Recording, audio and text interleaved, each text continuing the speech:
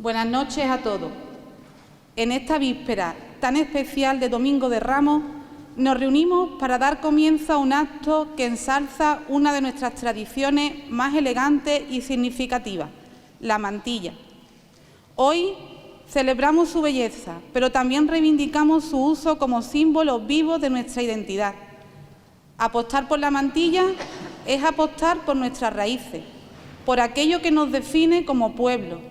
Desde el Concejo reafirmamos nuestro compromiso firme de seguir manteniendo y fomentando nuestras costumbres. Por eso, en ellas encontramos nuestra historia y también visualizamos nuestro futuro. La mantilla en nuestra Semana Santa no es solo un complemento estético, es también un signo de recogimiento, de solemnidad y de respeto. Su presencia enmarca el silencio de nuestras calles, acompaña el paso de las hermandades y refuerza ese sentimiento de luto sin perder la belleza. Nos invita a la reflexión y a la oración. Vestirla es de alguna manera formar parte activa de la estación de penitencia, integrarse en ese lenguaje silencioso que habla de fe, de tradición y de devoción. Las vísperas deben disfrutarse, vivirse con intensidad, con emoción contenida y con el corazón preparado para todo lo que está por venir. Es el preludio de días grandes, de sentimientos profundos y de momentos que quedarán grabados para siempre. Sin más, y para continuar con este acto, tengo el honor de dar paso a Paco Vegara, encargado de presentar a la exaltadora. Muchas gracias.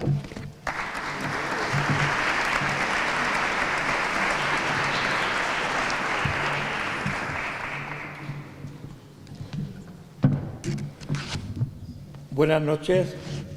Dicen que el encaje de una mantilla no es solo hilo y destreza, sino el dibujo de una devoción que se hereda de madres a hijas. Podéis ver la tarjeta que tenéis, es la madre de la exaltadora, la madre de Carmen Tizón. Hoy este atril se viste de gala y respeto para recibir a quien sabe portar con la misma elegancia el luto por nuestro Señor y el orgullo de nuestras tradiciones.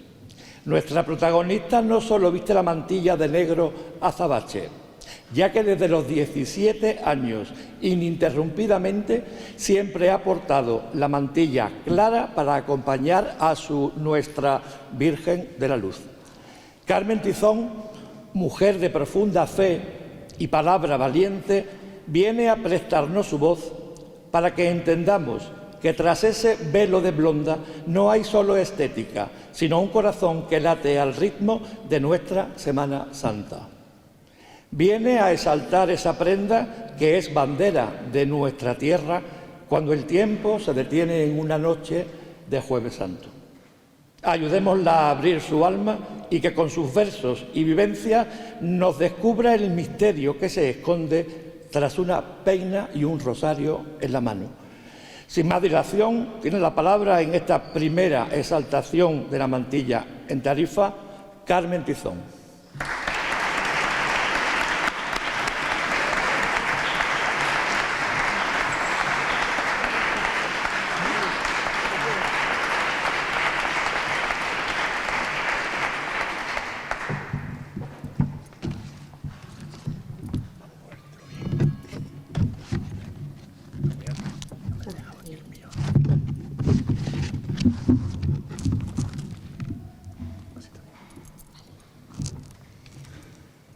Señor párroco y amigo don Juan Pedro Varo, Junta de Cofradías y Hermandades de Tarifa, señor concejal de Cultura y diputado, autoridades, señoras y señores, todas y todos.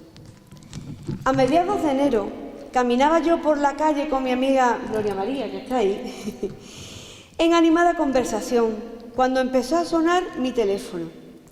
Yo no pensaba responder porque mi bolso se parece al de aquella legendaria niñera llamada Mary Poppins, y encontrar el aparato metiendo la mano en este agujero negro es una ardua tarea. Pero esta vez, providencialmente, con lo primero que se toparon mis dedos fue con el móvil, y no tuve más remedio que responder a la llamada.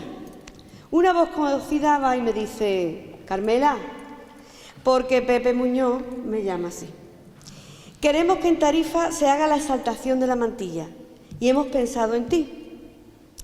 Se puede decir que me pilló en mantillas, porque yo, que ya había dado en Tarifa todos los pregones habido y por haber, estaba tranquila de que ya me había librado de todos esos menesteres. Exaltación de la mantilla, la primera vez. Ay, Virgencita de la Luz, porque yo, todo para mi Virgen de la Luz. Ay, qué gran reto, ¿qué hago? Bueno, pues pensé que decir que no, claro, evidentemente, que era una gran responsabilidad. Pero me pudo ese pellizco que entra por el cuerpo entre nervios, miedo, calores, hormigueo, y al que los tarifeños llamamos cardeo. Cardeosa la más del mundo. Y en cuestión de segundos acepté esta arriesgada propuesta. Después de colgar el teléfono y con el subidón de adrenalina, ya no tenía otra opción que ponerme manos a la obra. Pues bien, como profesora de literatura y especialista en tradición oral, comenzaré este pregón al estilo de los juglares de la Edad Media y que luego imitarían los grandes escritores del mester de clerecía, como por ejemplo Gonzalo de Berceo en Los Milagros de Nuestra Señora o el arcipreste de Hita en el libro de Buen Amor. Pues venga, voy a imitarlos. Pido permiso a mi Dios y a la Virgen Soberana que me den fuerza y valor para iniciar esta charla. La luna ya va a salir, licencia le pido al cielo y para hacer este pregón que agrade a todo mi pueblo. Para empezar este evento haré yo una breve historia, origen y evolución de la mantilla española. En un segundo apartado nos pondremos ya más tiernos, viajaré por mi pasado, la mantilla y mis recuerdos. Finalizando el pregón, hablaré de indumentaria, cómo se debe llevar esta prenda legendaria. Y terminando el discurso, para crear atención, una frase lapidaria, a modo de conclusión. Esta charla se estructura, como se dice, en 3 partes. Tiene su presentación, su nudo y su desenlace.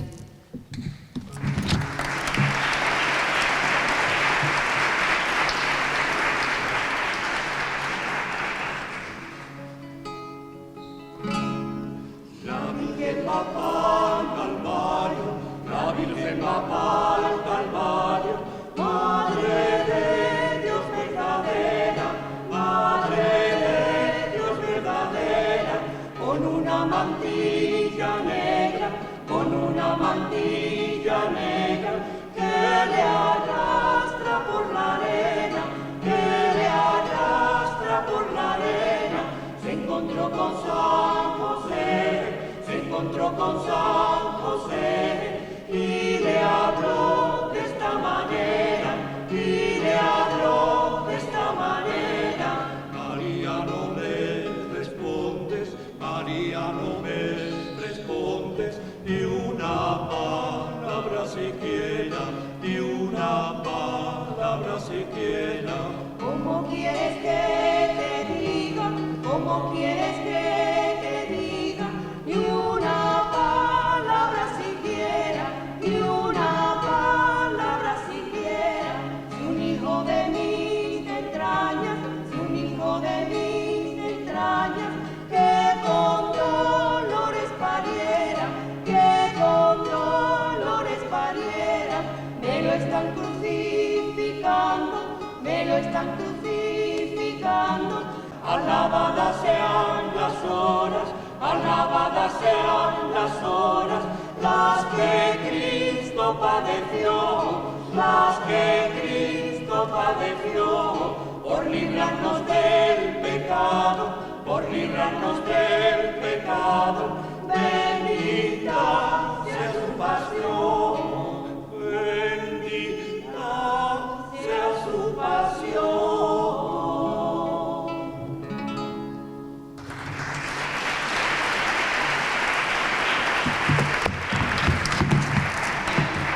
Bueno, pues como dije anteriormente, para empezar este evento haré yo una breve historia, origen y evolución de la mantilla española.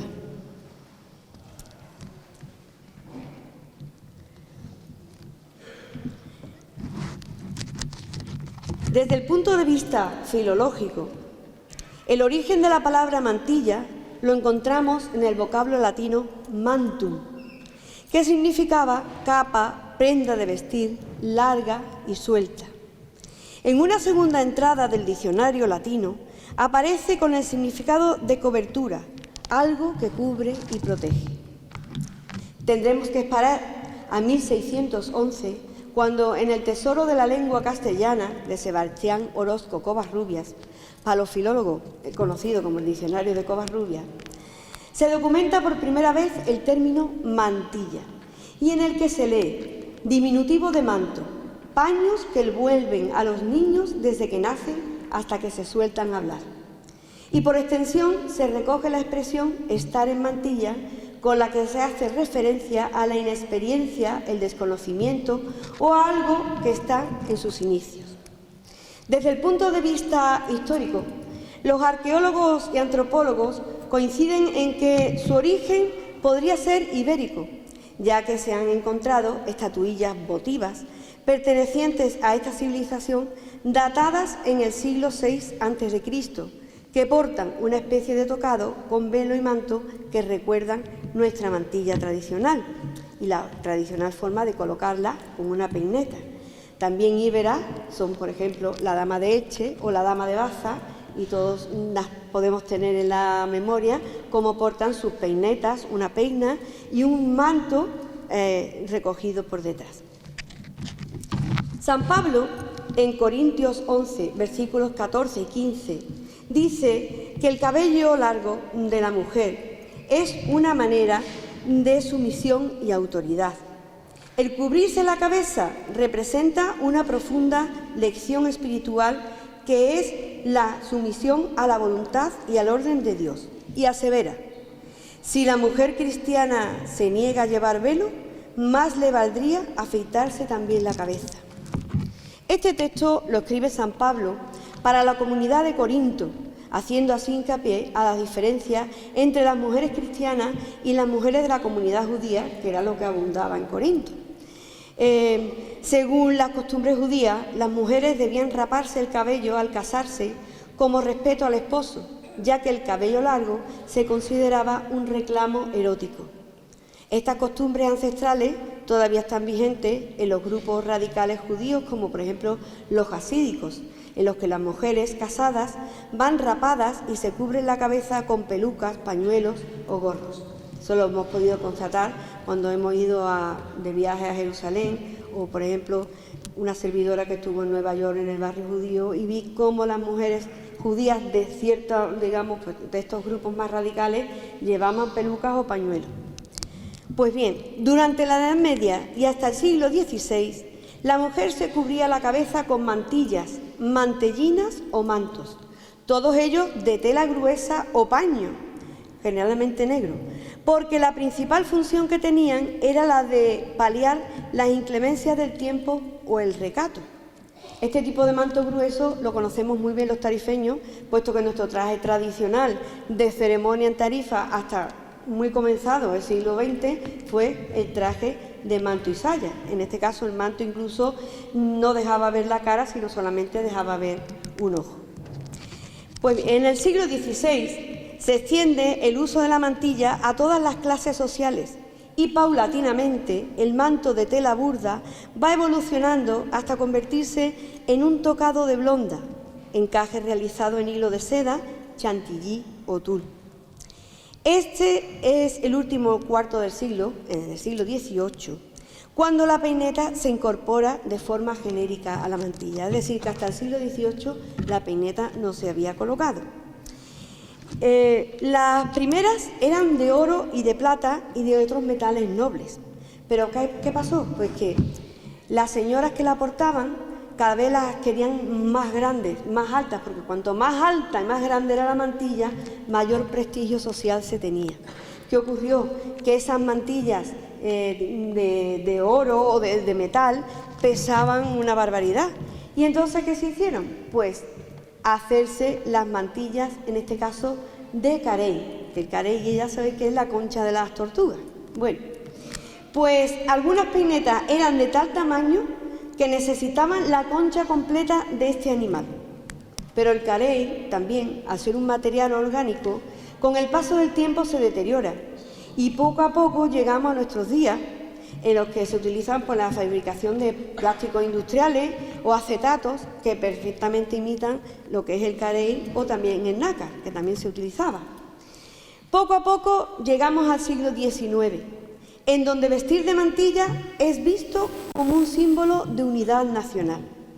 Ya durante la Guerra de la Independencia, las españolas usaban la mantilla para desmontar y demostrar el rechazo a los franceses. Era una seña de identidad.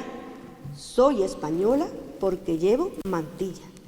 Recordemos, por ejemplo, a Lola la Piconera, con su mantilla de madroño o madroñera, que luego fueron usadas por las damas de la alta sociedad, por las majas y por los majos, en este caso con madroñera.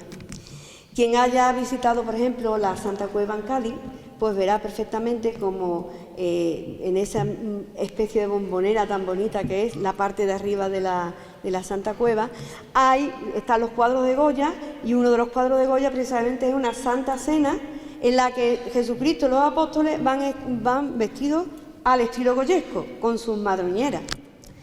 Pues bien, nos encontramos en pleno romanticismo. Y en ese momento España se convirtió en el destino exótico de moda para intelectuales, escritores y artistas europeos. Nuestro país en ese momento presentaba un atraso cultural, económico, etcétera, y social respecto al resto de Europa, que nos tenían por un pueblo genuino, anclado en creencias y costumbres y actitudes medievales y pintorescas.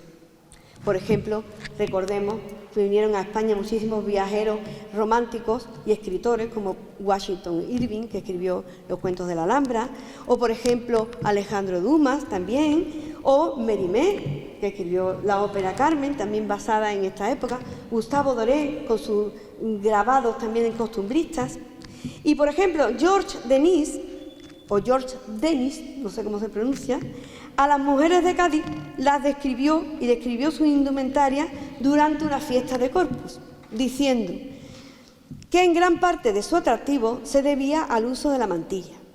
Palabras textuales: la mantilla resalta todo encanto, mejora el carácter de todo rostro y da un aire de decorosa gracia incluso a una figura insignificante.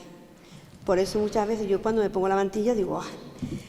¡Qué poderío!, ¿no? Porque como soy tan bajita me veo ya el doble de alta. Pues eso dice que hasta las figuras insignificantes las engrandece. Pero es la reina Isabel II, esa que precisamente regaló un manto a Nuestra Señora de la Luz, la que pone de moda la mantilla en la corte como forma de exaltación patriótica. Y eso dio lugar a discusiones entre liberales y conservadores. Los primeros abogaban por el uso de sombrero entre las damas, y los segundos defendían la mantilla como algo genuino y auténtico español. En 1870, cuando se produce la abdicación de Isabel II, llega a España Amadeo de Saboya y la mantilla vuelve a convertirse en un emblema nacional en contra del nuevo rey. Y entonces tiene lugar, fijaos qué curioso, que yo eso ni lo sabía, la conspiración de las mantillas. Una protesta auspiciada por la esposa del duque de Sexto y partidaria de la dinastía borbónica. De este hecho dan testimonio los periódicos de la época, diciendo: las señoras de Madrid se ataviaron con mantilla y peineta de teja y desfilaron por el Paseo del Prado con el propósito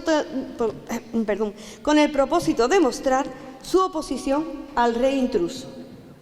La respuesta que esta propuesta dio el ministro Sagasta fue la de utilizar un grupo de prostitutas, vestirlas de mantilla y mezclarlas con las señoras de la alta sociedad. Y así estas últimas dejaron de utilizar la prenda y se puso fin a la conspiración. Se acabó. En los siglos XX y XXI ha quedado limitado su uso a la indumentaria ceremonial. Los toros, las ferias, las bodas y sobre todo como señal de luto y devoción en nuestra Semana Santa. Como conclusión, diremos que la mantilla, a través de la historia, no ha sido solo una prenda de abrigo o un simple tocado ornamental, sino que se ha tomado como símbolo de ideas políticas, de identidad cultural y vinculación religiosa.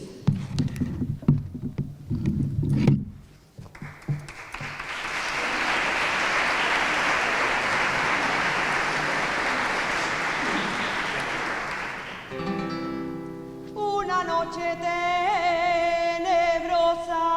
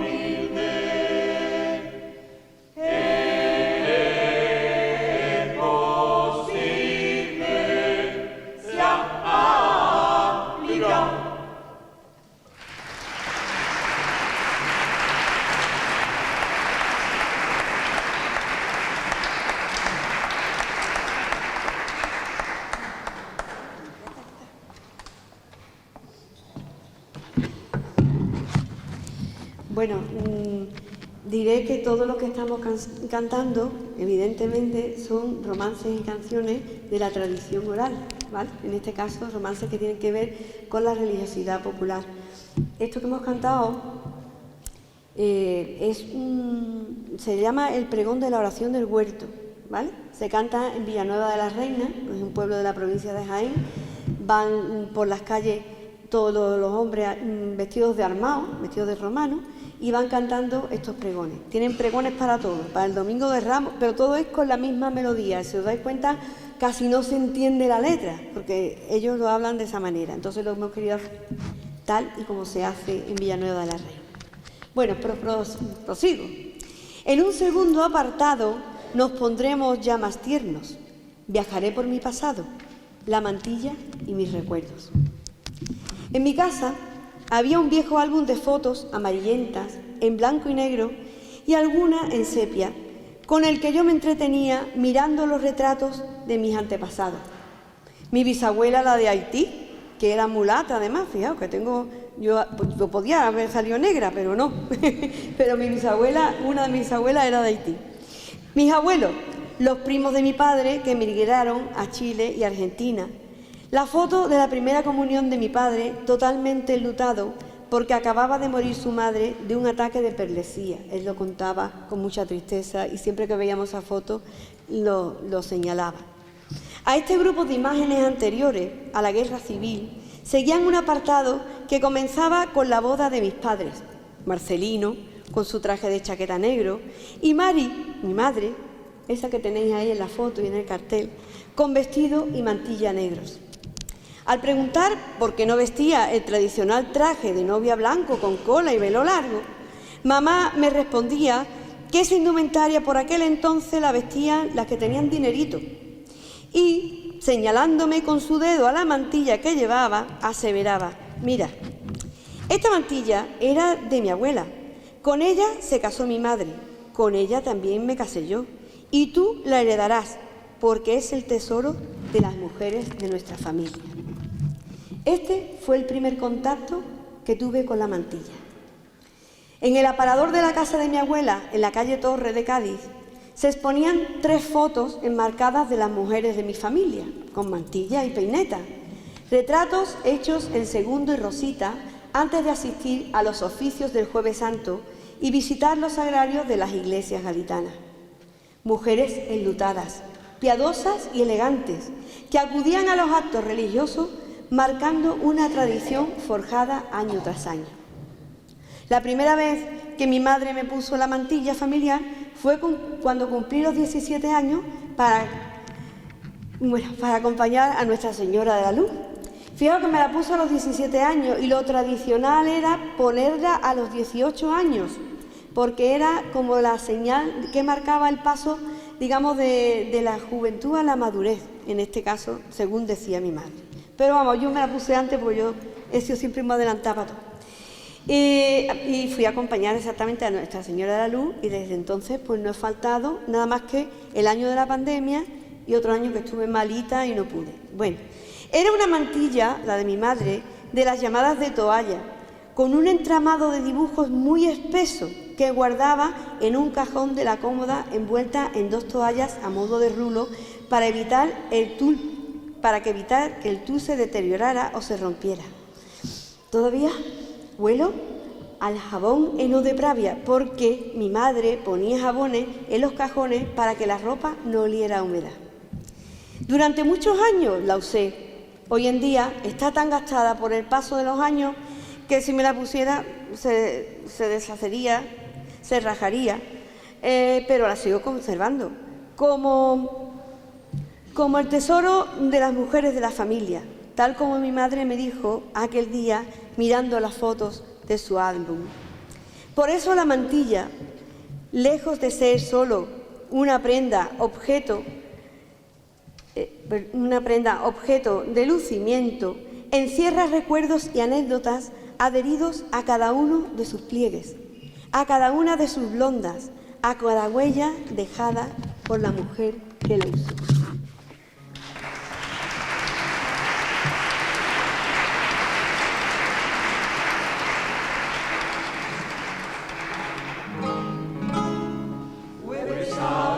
Jueves Santo, 3 días antes de Pascua, cuando el Redentor del mundo a sus discípulos llama. Los llamaba de uno en uno, de 2 en 2 se juntaba, y los convidó a cenar en una mesa sagrada. Su cuerpo puso por pan, su sangre por vino y agua, y acabados de cenar, les dijo estas palabras. ¿Qué de vosotros queréis morir por Dios mañana?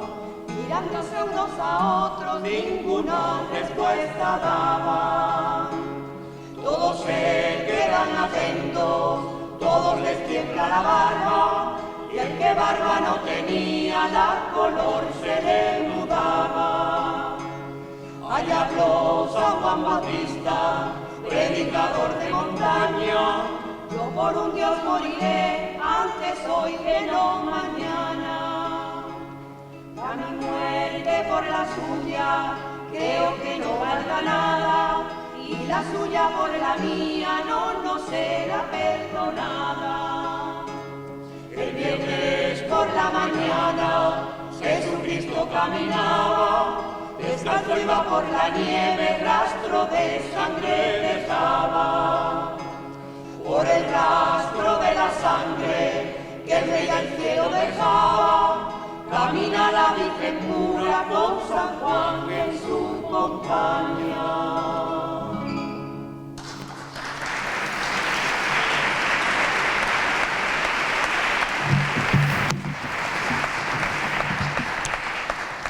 Bueno, porque el Jueves Santo es el momento de visitar los sagrarios y visitar los sagrarios con mantilla.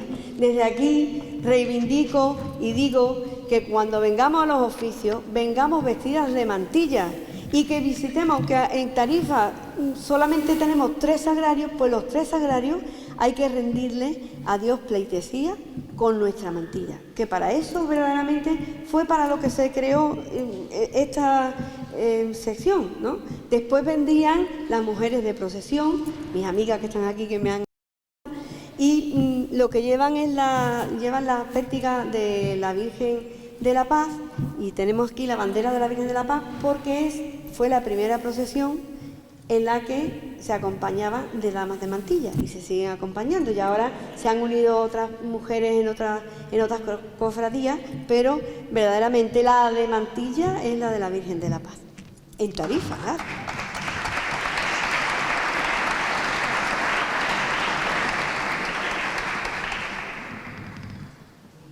Bueno, pues finalizando el pregón, hablaré de indumentaria. ¿Cómo se debe llevar esta prenda legendaria? Bueno, hoy en día la mantilla tiene un uso ceremonial, ya sea en eventos laicos como los toros, las fiestas populares. Ahí abundan las mantillas blancas o las mantillas beige. Las bodas, pues también se puede poner la mantilla negra, evidentemente, como muy elegante que es. Y finalmente, durante la Semana Santa, la mantilla negra será la protagonista. Cuando llega el Domingo de Resurrección, el Señor ha resucitado, mantilla blanca o beige. Para el cristianismo, la mantilla es una prenda que simboliza el respeto, el luto y la devoción. Con ella conmemoramos la pasión y la muerte de Jesucristo. La mujer se viste de mantilla el jueves y el viernes santo. El jueves santo, el altar también se viste de blanco y dorado para simbolizar la pureza y la gloria de la institución de la Eucaristía. Por esa razón, la mantilla del jueves santo, aunque debe ser negra, permite la licencia de usar sobre el vestido negro algún broche. Aquí llevo yo una cosa grandísima, pero bueno, algún broche, un pequeño collar de perlas, y en algunos lugares todavía se mantiene la tradición de colocarse en el pelo o en el hombro, a modo de broche, 3 claveles rojos que simbolizan la sangre derramada de Cristo y los 3 clavos que lo traspasaron en la cruz. También en otros textos que he visto sobre la historia de la mantilla pone que también pueden significar la Santísima Trinidad. Tienen estos significados. La mantilla del Viernes Santo tiene que ser más sobria, sin adorno alguno en el pelo, pendientes y broches muy discretos. El vestido, por supuesto, negro, austero, con manga larga o manga francesa. El escote a la caja, tipo barco, de pico o cuadrado, pero poco pronunciado y recatado. El largo por debajo de las rodillas. Las medias negras, de las llamadas de cristal. Los zapatos cubiertos y con un tacón medio o alto, preferiblemente zapatos de tacón. Aquí ya nos vamos a meter con la que tenemos ya los pies hechos polvo y no podemos llevar unos zapatos altos, pero también vale un zapato bonito, elegante, aunque tenga un taconcito medio. Otra cosa importante, en los sitios en los que hace frío, muchas veces aquí en Tarifa salimos de mantilla y vamos peladitas, se permite utilizar un abrigo o también una chaqueta. Pero el abrigo tiene que ser del mismo largo que el vestido, no puede sobrepasar, digamos, el largo del vestido. Esa es la indumentaria, y por supuesto negro también, y adecuado a lo que es la etiqueta que exige la mantilla. Los guantes deben ser negros, de ante, antelina o encaje de chantilly. Curiosamente, durante los años 20 y 30, los guantes de las mantillas negras eran de color blanco y hay muchísimos testimonios fotográficos que así lo documentan y lo atestiguan. Por ejemplo, hay una foto, no sé si es una foto, es un cuadro de la reina Victoria Eugenia que va vestida de mantilla negra y lleva los guantes blancos. También la duquesa de Alba en alguna ocasión se ha puesto con la mantilla negra los guantes blancos. El rosario debe ir enrollado en la muñeca, dejándolo caer sobre un pequeño bolso o cartera. Este simboliza la piedad religiosa.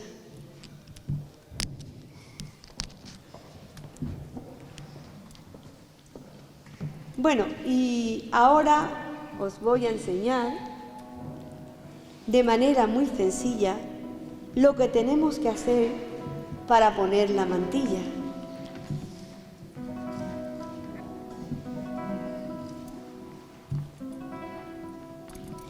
Si quieres usar mantilla según nuestra tradición, te lo explicaré enseguida. Presta muy bien atención. El pelo bien estirado, de manera muy discreta, recogida en un moño y en él fijas la peineta. Tu mantilla en dos mitades la tienes que dividir. Pon un alfiler en medio y llévalo hasta la nariz.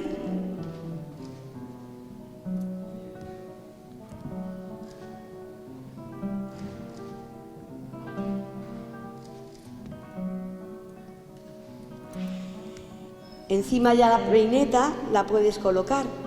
Distribuye bien el velo por delante y por detrás.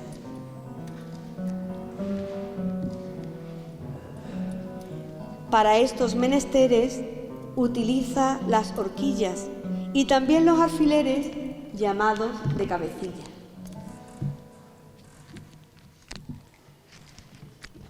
Y como está haciendo Nacho, esta prenda se afianza por detrás de la cabeza, recogiéndola en 6 pliegues, 3 a derecha e izquierda.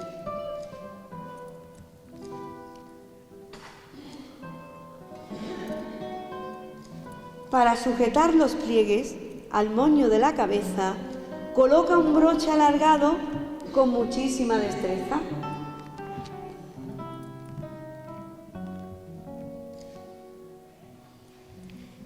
El broche debe quedar bien sujeto sobre el pelo. Si te cuelga por la espalda, vuelve a ponerlo de nuevo.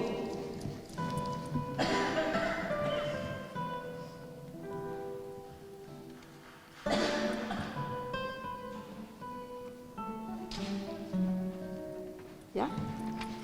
Pues ya está todo colocado. Levantaos de la silla. Ponte unos buenos pendientes, que ya está puesta la mantilla.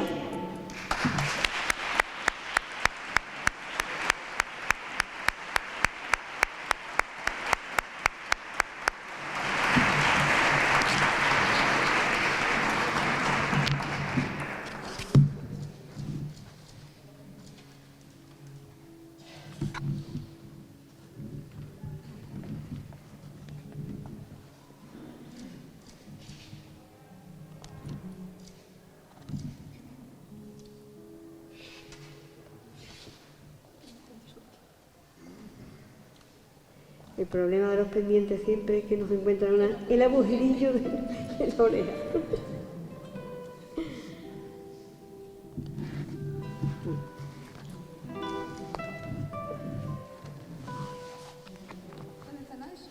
Ahí.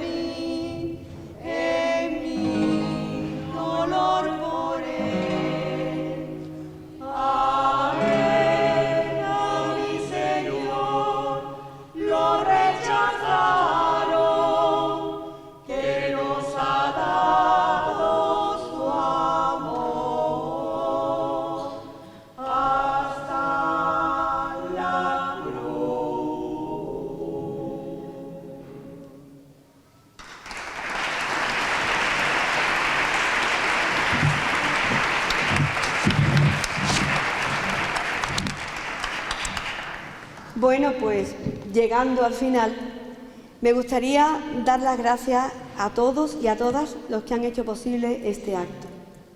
Gracias a Juan Pedro por aguantar con resignación y buen humor todo lo que le proponemos. Gracias a la Junta de Hermandades y Cofradías, sobre todo a Chiqui, por dedicarme su precioso tiempo. Gracias a Pepe Muñoz por llamarme aquel día y proponerme esta exaltación. Gracias, Pepe, por tu música. Gracias a mis amigas, damas de mantilla, que se han prestado para arroparme y darle visibilidad a esta prenda tan nuestra. Gracias a Nacho Blanco Peralta por su entusiasmo y por seguir siendo mi creador de ilusiones. Gracias a Alba por brindarse como modelo. Gracias, bueno, ¿qué te digo? Almadraba, porque son mi otra mitad. Sin ellos este pregón no hubiera tenido este poderío que ha tenido. Gracias a mi amigo Paco Vegara. Bueno, mi amigo, mi hermano del alma. Mi hermano del alma.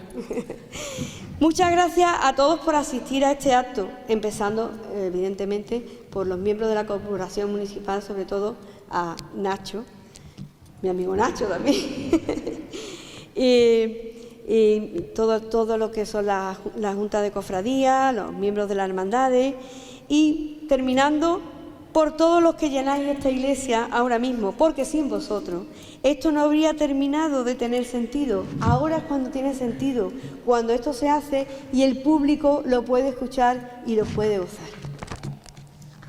Bueno, pues, y terminando el discurso, para crear atención, una frase lapidaria a modo de conclusión.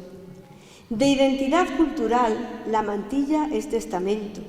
Se ha sabido mantener a lo largo de los tiempos.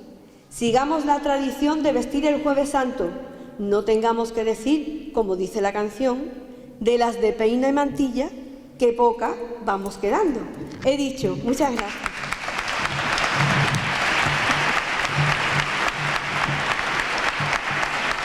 Gracias.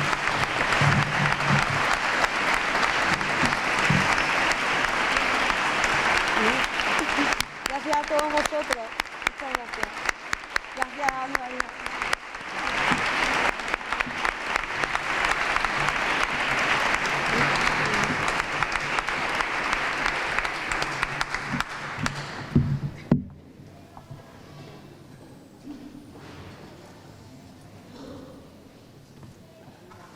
Oh, qué detalle.